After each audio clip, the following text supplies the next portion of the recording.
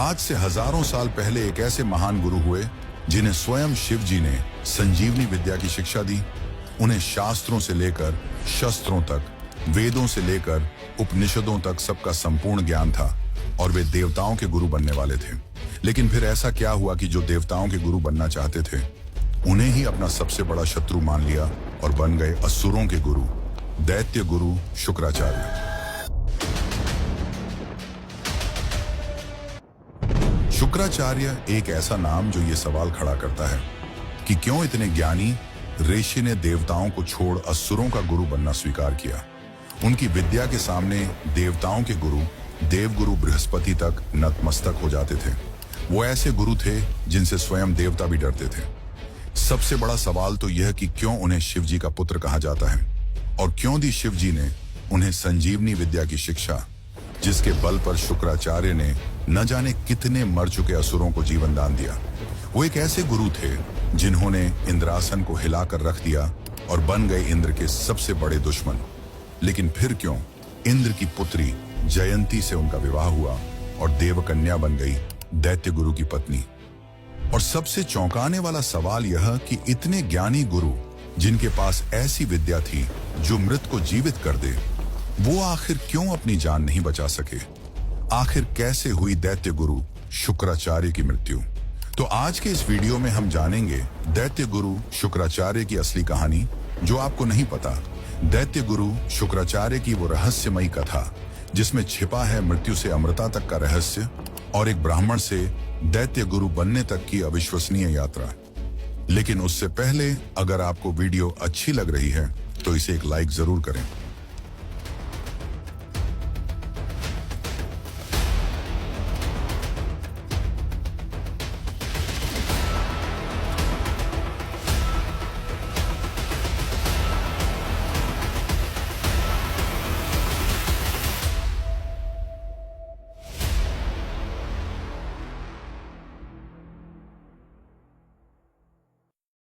सृष्टि के आरंभ से संतुलन बनाए रखने के लिए ब्रह्मा जी ने दो प्रजातियों की रचना की, देव और असुर।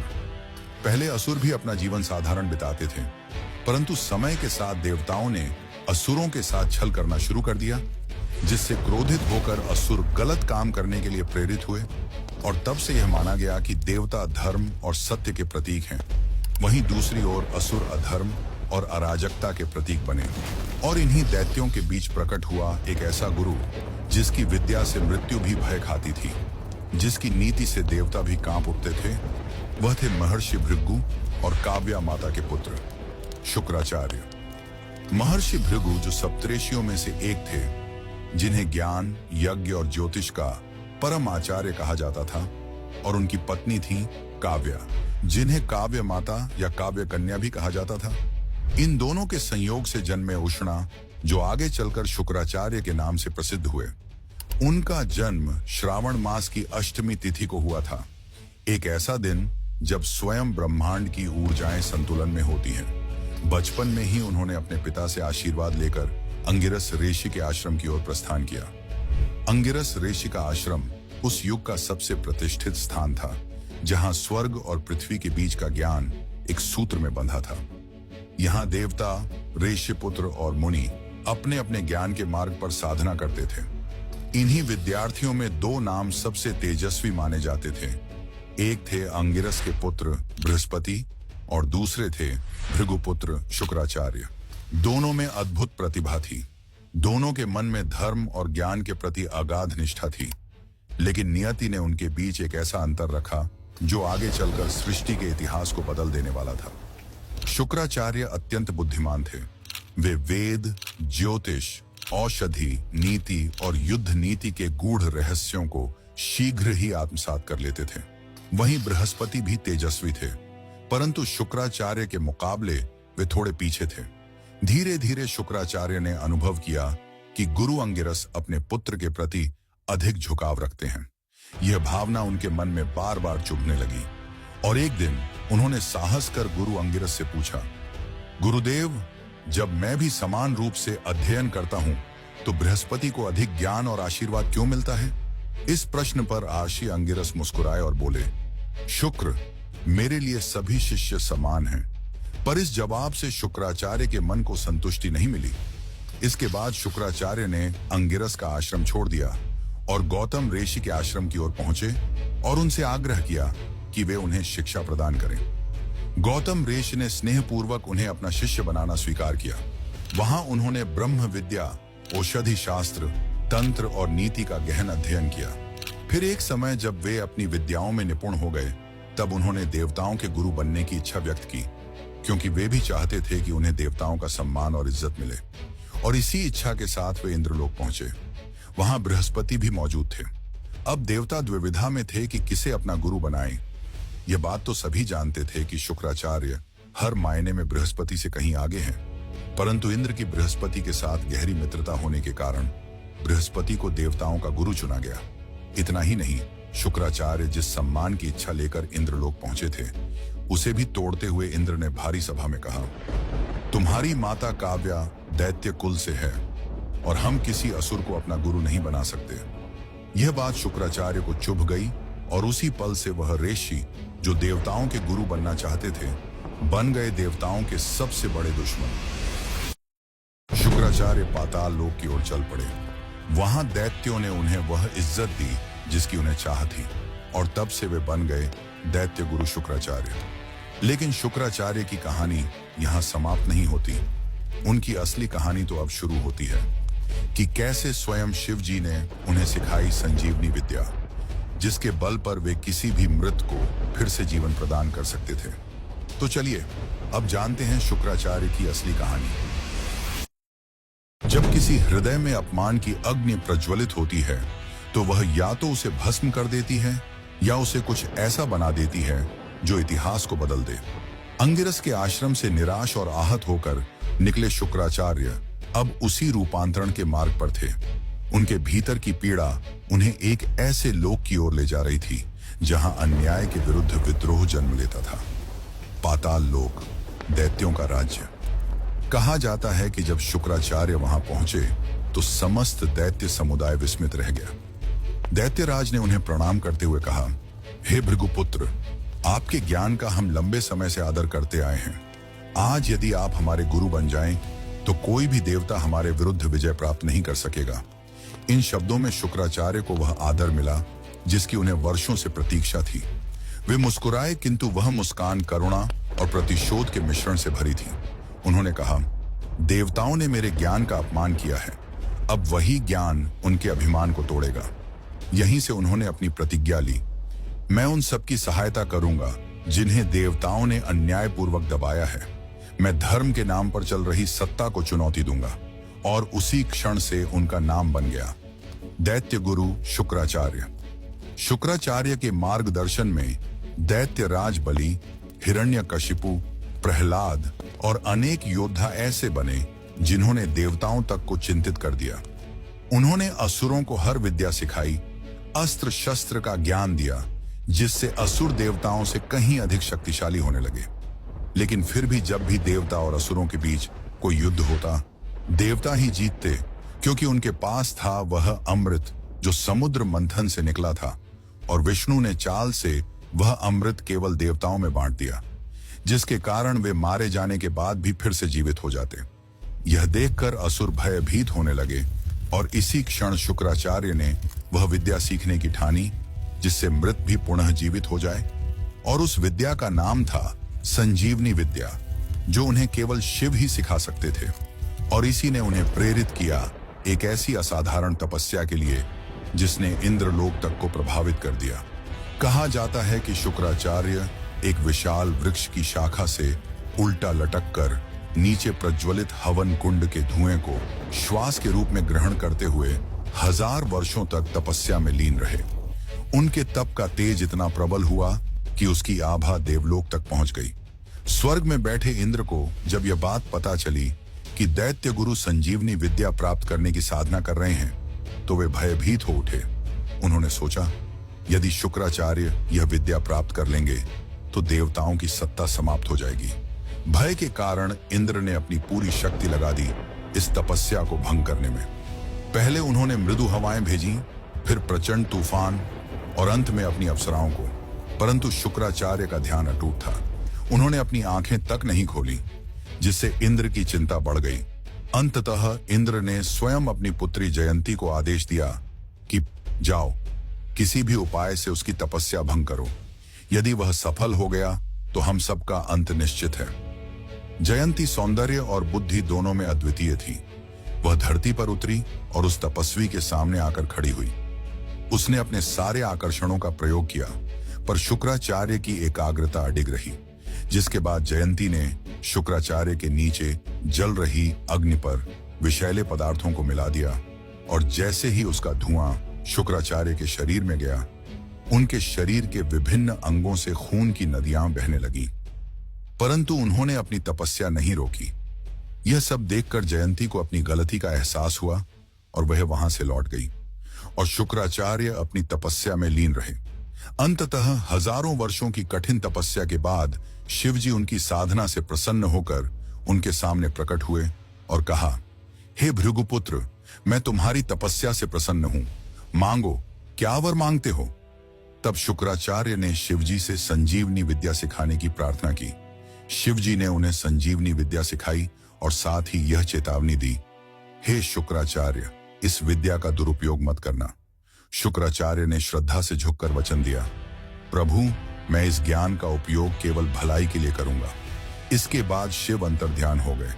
फिर इसके बाद ऐसा क्या हुआ कि भगवान शिव ने स्वयं शुक्राचार्य को निगल लिया, और क्यों कहलाए शुक्राचार्य शिव जी के पुत्र? तो चलिए अब उस कथा को भी जान लेते हैं। लेकिन उससे पहले हम यह जान लेते हैं कि क्यों इंद्र की पुत्री जयंती ने इंद्र के सबसे बड़े दुश्मन शुक्राचार्य से विवाह किया। संजीवनी विद्या पाने के बाद शुक्राचार्य सिर्फ एक गुरु नहीं, बल्कि असुरों के लिए वरदान बन गए थे और देवों के लिए अभिशाप। और इसी बीच इंद्र की बेटी जयंती ने शुक्राचार्य के सामने विवाह का प्रस्ताव रखा। पर आखिर ऐसा क्यों? दरअसल जब शुक्राचार्य संजीवनी विद्या पाने के लिए तप कर रहे थे, तब इंद्र के आदेश पर जयंती ने उनकी तपस्या भंग करने की कोशिश की, पर वह असफल रही और उसे अपनी गलती का एहसास हुआ। उस महान संत के लिए उसके मन में श्रद्धा और विनम्रता दोनों जाग गईं, और अपनी गलती का प्रायश्चित करने हेतु वह शुक्राचार्य के आश्रम जा पहुंची और उनसे कहा, गुरुदेव, मुझे अपने किए पर पछतावा है और मैं चाहती हूं कि यहीं आपके साथ रहकर आपकी सेवा करूं। इसी से मेरे मन को शांति मिलेगी। शुक्राचार्य ने शुरू में तो मना किया, पर बाद में वे इसके लिए मान गए। अब जयंती आश्रम में रहकर आश्रम के कार्य करती और धीरे धीरे उसे शुक्राचार्य से प्रेम हो गया। उसने शुक्राचार्य के सामने विवाह का प्रस्ताव रखा। शुक्राचार्य ने पहले कहा, तुम देवपुत्री हो और मैं देवों का सबसे बड़ा शत्रु, इस कारण यह मिलन अनुचित है। परंतु जयंती के प्रेम और जिद के सामने वे हार गए और दोनों का विवाह संपन्न हुआ। मित्रों, यह तो हुई उनके मिलन की कहानी। अब चलिए हम जानते हैं कि क्यों शिवजी ने शुक्राचार्य को निगल लिया था। उस समय धरती पर भयानक युद्ध चल रहा था। असुरों और देवताओं के बीच घमासान जंग छिड़ी हुई थी, और उस युद्ध के बीच बैठे थे दैत्य गुरु शुक्राचार्य, आंखें बंद और होठों पर संजीवनी मंत्र का जाप। वह युद्ध में मरे हुए हर असुर को पुनः जीवित कर देते थे। इधर असुर संजीवनी विद्या के बल पर पुनः जीवित हो रहे थे, और उधर देवता जो अमृत के बल पर मृत्यु को प्राप्त नहीं हो रहे थे। यह चक्र अनंत काल तक चलने लगा, जिससे धरती का संतुलन बिगड़ने लगा। समय के साथ देवता कमजोर पड़ने लगे। तब सभी देव मिलकर शिव जी के पास गए और उन्हें सारी बात बताई। अपनी सिखाई हुई संजीवनी विद्या का इस प्रकार दुरुपयोग देखकर शिव जी क्रोध से भर गए और शुक्राचार्य से कहा, भृगुपुत्र, तुमने वह किया जो किसी ऋषि को शोभा नहीं देता। मैंने तुम्हें यह ज्ञान धर्म की रक्षा के लिए दिया था, लेकिन तुमने इसे अधर्म के सहायक के रूप में प्रयोग किया। मृत्यु सृष्टि का संतुलन है और तुमने उसे चुनौती दी है। यह सुनकर शुक्राचार्य भय से कांप उठे और हाथ जोड़कर बोले, प्रभु, मेरा उद्देश्य केवल असुरों को न्याय दिलाना था। देवता भी तो अमृत के बल पर अमर हैं, फिर मैं अपने शिष्यों को क्यों ना अमर बनाऊं? शुक्राचार्य की यह बात सुनकर शिव का क्रोध और बढ़ गया और उन्होंने कहा, अमृता का अधिकार केवल धर्म को है, अहंकार को नहीं। और इतना कहते ही शिव जी ने अपना मुख खोला और शुक्राचार्य को निगल लिया। शुक्राचार्य शिव के पेट में अंधकार में डूब गए। वहां न कोई समय था, न दिशा, केवल मौन। शुक्राचार्य के अनगिनत प्रयासों के बाद भी वे शिव जी के उदर से बाहर नहीं आ पाए, लेकिन अंत में उन्हें एक मार्ग मिल ही गया। वे शिव के लिंग से शुक्राणु के रूप में बाहर आए। जैसे ही इस बात का पता शिव जी को चला, उनका क्रोध उमड़ पड़ा और वे शुक्राचार्य का पीछा करने लगे। तब शुक्राचार्य भागते हुए माता पार्वती के चरणों में जा गिरे और उनके जीवन की भीख मांगने लगे। तब माता पार्वती ने शिव जी को शांत किया और समझाते हुए कहा, यह आपके ही लिंग से शुक्राणु के रूप में बाहर आया है, इसलिए नियम से यह आपका पुत्र है। आपको इसे मृत्यु दंड नहीं देना चाहिए। यह सुनकर शिव जी शांत हुए और शुक्राचार्य को क्षमा कर दिया, और तभी से शुक्राचार्य शिवपुत्र कहलाए। माना जाता है कि शुक्राणु के रूप में बाहर आने की वजह से ही उनका नाम शुक्राचार्य पड़ा। लेकिन दोस्तों, शुक्राचार्य की कहानी यहां समाप्त नहीं होती।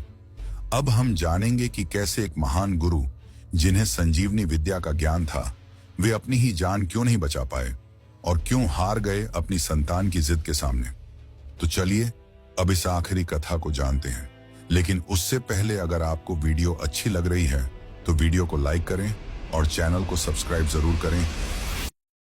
दैत्य गुरु शुक्राचार्य की संजीवनी विद्या से सभी देव डरे हुए थे, और इसी कारण वे चाहते थे कि उनके पास भी संजीवनी विद्या का ज्ञान हो, जिसके कारण देवगुरु बृहस्पति ने अपने पुत्र कच्छ को यह आदेश दिया कि वह शुक्राचार्य के आश्रम जाकर उनसे शिक्षा प्राप्त करे और संजीवनी विद्या का ज्ञान ले।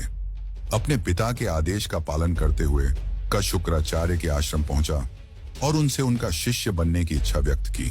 शुक्राचार्य ने बिना किसी सवाल के उसे अपना शिष्य बनाना स्वीकार किया और उसे शिक्षा देना शुरू किया। उसी समय शुक्राचार्य की पुत्री भी आश्रम में रहती थी और वह धीरे धीरे कच्छ के तेजस्वी रूप पर मोहित होने लगी और उससे प्रेम करने लगी। पर इस बात से दैत्य बहुत नाराज थे। उन्हें यह बात पसंद नहीं था कि देवताओं का पुत्र हमारे गुरु से शिक्षा ले। उन्हें डर था कि यदि उसे संजीवनी विद्या का ज्ञान मिल गया तो वह असुरों पर भारी पड़ सकता है।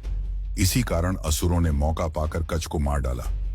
जैसे ही यह बात शुक्राचार्य की पुत्री देवयानी को पता चली, वह विलाप करने लगी। तब शुक्राचार्य ने संजीवनी मंत्र का उच्चारण कर कच्छ को फिर से जीवित कर दिया। लेकिन इस बात से नाराज असुरों ने कच्छ को फिर से मारने की कोशिश की और उन्होंने ऐसा कई बार किया, पर हर बार शुक्राचार्य उसे पुनः जीवित कर देते। अंततः असुरों ने कच्छ को मारकर उसके शरीर को जला दिया और उसकी राख को शुक्राचार्य के पेय में मिलाकर उन्हें पिला दिया। इसके बाद देवयानी फिर से विलाप करने लगी। अब शुक्राचार्य धर्म संकट में थे। यदि वे पुत्री की बात मानकर कच्छ को जीवित करते हैं तो उन्हें स्वयं मृत्यु को स्वीकार करना होगा। अंततः एक संतान के मोह के सामने दुनिया का सबसे बड़ा गुरु हार गया और उन्होंने कच्छ को जीवन दान दिया और स्वयं मृत्यु को प्राप्त हुए। उन्होंने अपने उदर में ही कच्छ को संजीवनी विद्या का ज्ञान दे दिया। ज्ञान प्राप्त कर कच्छ वापस स्वर्गलोक की ओर जाने लगे। तब देवयानी ने उनके सामने विवाह का प्रस्ताव रखा, पर कच्छ ने मना कर दिया और कहा, मैं तुम्हारे पिता के उदर से बाहर आया हूं, जिसके कारण मैं उनका पुत्र हूं और तुम उनकी पुत्री, तो कायदे से हम भाई बहन हुए, इसलिए यह विवाह धर्म के विरुद्ध होगा। यह सुनकर देवयानी क्रोध से भर गई और उसने कच्छ को श्राप दिया, जब भी तुम्हें इस विद्या की सबसे ज्यादा जरूरत होगी तुम इसे भूल जाओगे। और इस प्रकार एक महान गुरु की कथा का अंत होता है। पर क्या यह सच में अंत था? क्योंकि शुक्राचार्य की कथाएं तो इसके आगे भी मिलती हैं। दरअसल हुआ यह था कि शुक्राचार्य ने कच्छ को जीवन दान देने से पहले ही उसे संजीवनी विद्या का ज्ञान दे दिया था, और जब कच्छ उनके उदर से बाहर आया तो शुक्राचार्य की मृत्यु हो गई। परंतु कच्छ ने अपने गुरु के प्रति अपना दायित्व निभाते हुए सबसे पहला कार्य यह किया कि अपने गुरु शुक्राचार्य को ही संजीवनी विद्या के ज्ञान से पुनर्जीवित किया। और इसके बाद शुक्राचार्य ने अनंत काल तक कई महान असुरों को शिक्षा प्रदान की। तो यह थी एक महान गुरु की कहानी, जो दैत्य गुरु होने के बावजूद आज भी देवगुरु से अधिक पूजे जाते हैं। और मित्रों, अगर आपको हमारी वीडियो अच्छी लगती है तो कमेंट करके जरूर बताइए कि आप और किन किन विषयों पर वीडियो देखना चाहेंगे। बाकी इस वीडियो को अंत तक देखने के लिए आपका धन्यवाद।